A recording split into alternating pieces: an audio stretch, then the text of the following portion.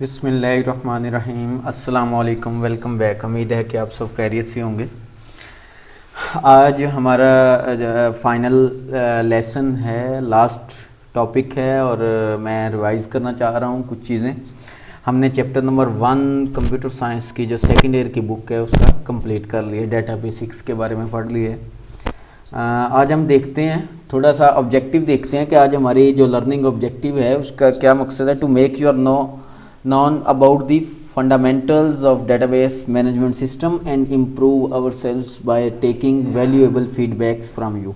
ठीक है, अब ये चीज़ें हमने देखनी है कि DBMS हमें समझ आया कि नहीं, फंडामेंटल्स समझ आए हैं कि नहीं, डाटा बेसिक्स के बारे में देखना समझ आया है कि नहीं। ठीक है, अब ये सारी चीज़ें हमने देखनी है।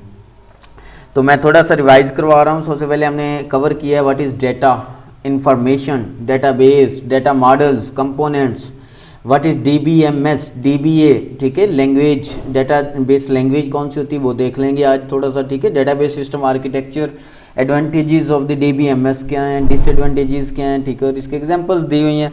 तो ये थोड़ा सा आपका ओवरव्यू हो जाएगा और आज चैप्टर भी एंड हो जाएगा। इंशाल्लाह हम नेक्स्ट चैप्टर से सेकंड जो चैप्टर है इस बुक का उस पर मूव करेंगे।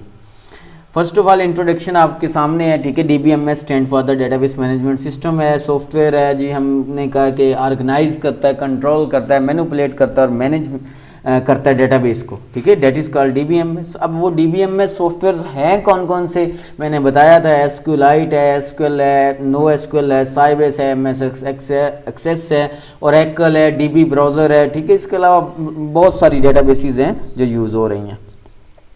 अब डाटा क्या है हमें पता है जी, रॉ फैक्ट्स एंड फिगर्स जो हम यूज़ कर रहे हैं, डेट इज का वो डाटा है। ठीक है, और कलेक्शन ऑफ डाटा किसी भी चीज़ का हो सकता है, अनअरेंज ऑर्डर में। ठीक है, वो डाटा हो सकता है। उसके बाद इंफॉर्मेशन क्या है, इंफॉर्मेशन कोई भी डाटा आफ्टर प्रोसेसिंग के बाद हमारे पास आता है ऑर्गेनाइज्ड फॉर्म में, that is called information. Knowledge required to the study. अब फर्ज करो एक मैं एग्जांपल दे देता हूँ इंफॉर्मेशन की, हमने पढ़ी भी हुई थी। जैसे एक टेबल है, उसमें ईमेल है, ईमेल के नीचे ईमेल्स हैं, सीरियल नंबर के नीचे सारी सीरियल नंबर्स आ रही हैं। ठीक है, और इस तरह ये सारी इंफॉर्मेशन है। ठीक है, तो फादर नेम के नीचे फादर नेम है, सेल नंबर के नीचे सेल नंबर्स हैं। तो ये सारी क्या हैं, ये सारी इंफॉर्मेशन हैं। अच्छा, उसके बाद है डेटाबेस किसे कहते हैं, मैंने बताया था, logically related collection of data. पहले फाइल प्रोसेसिंग सिस्टम और यूज़ हो रहे थे, अब डेटाबेस यूज़ हो रही है। ठीक है, रिपोजिटरी है, एक रजिस्टर है जिसमें डाटा स्टोर होता जा रहा है, लेकिन logically related collection of data. अब इसमें डिफरेंट टर्म्स यूज़ हो रही हैं, डाटा डिक्शनरी यूज़ हो रही है, लाइब्रेरी यूज़ हो रही है। अब ये उसने मिसाल दी है कि किस किस चीज़ों की डेटाबेस। वैसे तो दुनिया में हर चीज़, जिस चीज़ की वेबसाइट बन रही है, जो भी हो रहा है, डाटा यूज़ हो रहा है, डाटा की डेटाबेस बन रही है। Airline, student, college, library, railway, YouTube, Facebook, हर चीज़ की डेटाबेस है। अब डेटाबेस मॉडल्स हमने पढ़े थे, हाई लेवल मॉडल होता है, representation model, low level model. इनको नाम भी देखें तो हम पढ़ के गए हैं यहाँ पे।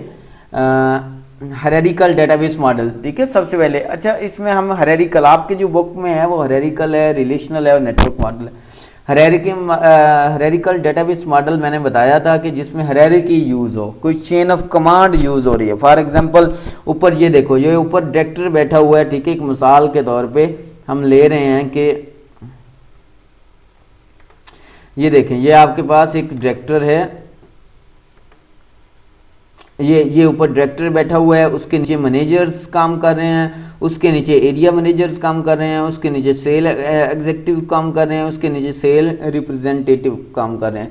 तो ये एक हायरार्की के तहत है, that is called hierarchical model. ठीक है, रिलेशनल डेटाबेस मॉडल जिसमें रिलेशंस शो हो रहे हों। फॉर एग्जांपल ये उन्होंने बताया हुआ है कि एक टेबल है, रोल नंबर ये है, अब ये टेबल है, रोल नंबर ये है, सेशन है, सेक्शन ये है, ये आपस में इनका रिलेशन, जो रिलेशन को शो करे, रिलेशनल डेटाबेस मॉडल्स है। Different element are stored in different tables make up the rows and column. ठीक है, वो बता रहा है कि मतलब इसमें रिलेशन शो किया गया होगा। ठीक है, ये भी वही चीज़ें हैं। नेटवर्क मॉडल जिसमें नेटवर्किंग बन रही हो, कोई नेटवर्क टोपोलॉजी बन रही हो, representative using a data structure diagram, boxes represent the records and line the links based on. अब ये बताया हुआ है उसने, फॉर एग्जांपल टीचर। अब ये देखें, अब नेटवर्क बना हुआ है। नेटवर्क किस तरह बना हुआ है कि हमारा एक हम एग्जांपल ले लेते हैं यूनिवर्सिटी की या क्लास की या कॉलेज की।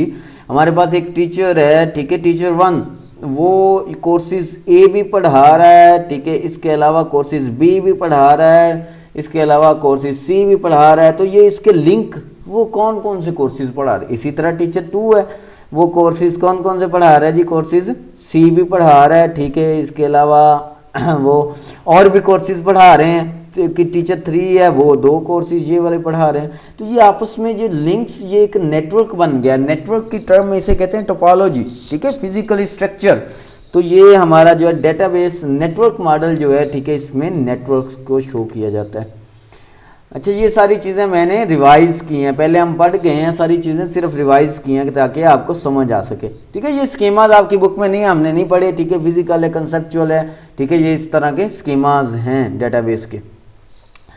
आगे कंपोनेंट हमने देखे थे। यूज़र कौन है जो डेटाबेस को, डेटाबेस सिस्टम्स के यूज़र कौन से होते हैं जो डेटाबेस को यूज़ करते हैं। पीपल जो इंटरेक्ट करते हैं डेटाबेस से, एप्लीकेशन प्रोग्राम से, end user, data dBA database administrator, ये सारे यूज़र्स हो सकते हैं। सॉफ्टवेयर, सॉफ्टवेयर कौन से यूज़र है, मैंने पहले बताया डीबीएमएस खुद एक सॉफ्टवेयर।